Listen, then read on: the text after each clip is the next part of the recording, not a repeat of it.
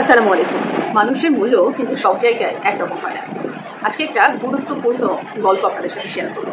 একদিন একটা ছেলে ভীষণ কষ্ট পেতে পেতে কান্না করতে করতে তার বাবার কাছে আসলো এবং এসে বললো, বাবা আজকেও আমার বন্ধুরা আমাকে খেলা নেয়নি, তারা বলেছে আমি নাকি দেখতে কুৎসিত।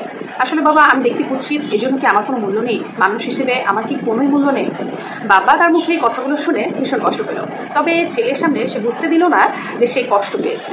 সে বলল, বাবা তোমার মূল্য অবশ্যই রয়েছে, তবে এখন আমি তোমার সাথে এই বিষয় নিয়ে কোনো কথা বলতে চাই না। আমি তোমার সাথে একটা গুরুত্বপূর্ণ কথা বলতে চাই। তখন সে বলল, বাবা আমার কিছু অর্থের প্রয়োজন এবং এই কারণে তোমার দাদুর দেওয়া শেষ যে স্মৃতিটা রয়েছে ঘড়িটা, সেটা আমি বিক্রি করতে চাই। বাবার মুখে এরকম কথা শুনে ছেলেটা ভীষণ পরিমাণে অবাক হলো এবং অবাক হওয়ার পরে সে তার বাবাকে বলল, কি বলছো বাবা, এটা তো দাদু ভাই রেখে যাওয়া একমাত্র স্মৃতি তোমার কাছে রয়েছে, এটা কেন বিক্রি করবে? বিক্রি করো না। তখন না বাবা ভীষণ সিরিয়াস ভাবে বললো, বিক্রি করা না করা সেটা তো পরের বিষয়, আগে এটার মূল্যটা যাচাই করে দেখতে হবে। তুমি দেখো কোথাও এটা বিক্রি করতে পারো কিনা। তখন বললো, ঠিক আছে বাবা, আমি দেখি এটা কোথাও বিক্রি করা যায় কিনা। সে তার বন্ধু মহলের কাছে গেল এবং গিয়ে ঘড়িটি দেখানোর পরে এটার মূল্য জানতে চাইলো। তখন সেখান থেকে একজন বললো, এই ঘড়িটার মূল্য মাত্র 200 টাকা। সে মন খারাপ করে বাবার কাছে আসলো এবং আসার পরে বললো, বাবা এটা মূলত 200 টাকা, এই অচল ঘড়িটা কি বেশি দাম দিয়ে কিনবে? তখন বাবা বললো, এই দামে দামে ঘড়িটা বিক্রি করবো না, তুমি যাও বাজারে কোনো একটা দোকানে গিয়ে ঘড়িটা দেখে নিয়ে আসো। তখন সে বাজারে একটি দোকানে গেল এবং দোকানদার দেখার পরে ঘড়িটার মূল্য বললো 2000 টাকা। বাচ্চাটা দৌড়াতে দৌড়াতে বাবার কাছে আসলো এবং এসে বললো, বাবা তুমি এখন ঘড়িটা বিক্রি করতে পারো, এটার মূল্য দোকানদার আঙ্কেল বলেছে 2000 টাকা। তখনও বাবা বললো, না আমি এই দামে এই ঘড়িটা বিক্রি করবো না, তুমি একটা কাজ করো, তুমি এই ঘড়িটা নিয়ে জাদুঘরে যাও, সেখানে হয়তো বা এটা মূল্য বেশি বলতে পারে। ছেলেটা দৌড়াতে দৌড়াতে জাদুঘরে গেল এবং জাদুঘর কর্তৃপক্ষ ঘড়িটা দেখার পরে বললেন, এটা তো একটা অ্যান্টিক পিস, এটা আমরা নিতে চাই এবং এটার সর্বোচ্চ মূল্য আমরা দেবো, তুমি কত টাকা নিতে চাও? আমরা এটা মূল্য 2 লক্ষ টাকা ধরেছি, অথবা তোমরা যদি এই দামেও রাজি না হও, তোমরা যত অ্যামাউন্ট বলতে চাও সেটা তোমরা বলতে পারো। ছেলেটা ভীষণ পরিমাণে খুশি হলো এবং দৌড়াতে দৌড়াতে তার বাবার কাছে গিয়ে বললো, বাবা এটা তো একটা অ্যান্টিক পিস এবং এটার মূল্য অনেক।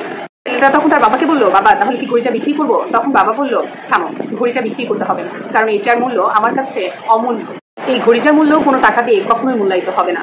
বাবার হেসে হেসে এই কথাগুলো শুনে ছেলেটা অবাক দৃষ্টিতে বাবার দিকে তাকিয়েছিল এবং কিছু একটা সমীকরণ মিলাচ্ছিল, কিন্তু কোনো সমীকরণই মিলছিল না। তখন বাবা তাকে বলল, শোনো আপু শোনা, আমাদের জীবনের মূল্য সবার কাছে কিন্তু একরকম না। চলার পথে আমাদের সাথে অনেক মানুষের দেখা হবে, সবাই আমাদেরকে কিন্তু মূল্যায়ন দিবে না। আমরা সঠিক অবস্থানে যখন পৌঁছাবো তখন ঠিকই আমাদেরকে সবাই মূল্যায়ন করবে। জীবনে চলার পথে সবাই বন্ধু হবে না।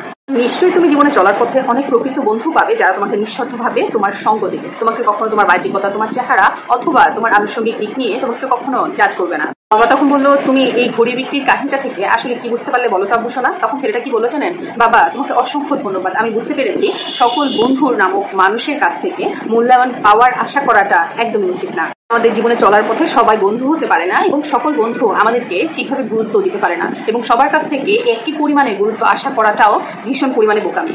আমরা যদি সঠিক স্থানে পৌঁছে যাই তখন ঠিকই আমরা আমাদের প্রকৃত গুরুত্ব পেয়ে যাব। আসলে জানেন, গল্পটা থেকে অনেক কিছু শেখার রয়েছে। আমাদের মূল্য হয়তো বা এক একজনের কাছে এক এক রকম, কারো কাছে আমাদের কোনো মূল্যই নেই, হয়তো বা আমরা তার কাছে মূল্যহীন, কিন্তু আমরা যদি স্থান পরিবর্তন করি তাহলে হয়তো বা আমাদের মূল্য অনেক বেশি হয়ে যাবে। তাই অন্যের কথায় কখনোই নিজেকে অবমূল্যায়ন করবেন না। আপনি অনেক অনেক অনেক মূল্যবান, প্রত্যেকটা মানুষই অনেক মূল্যবান, শুধুমাত্র তার জায়গা থেকে।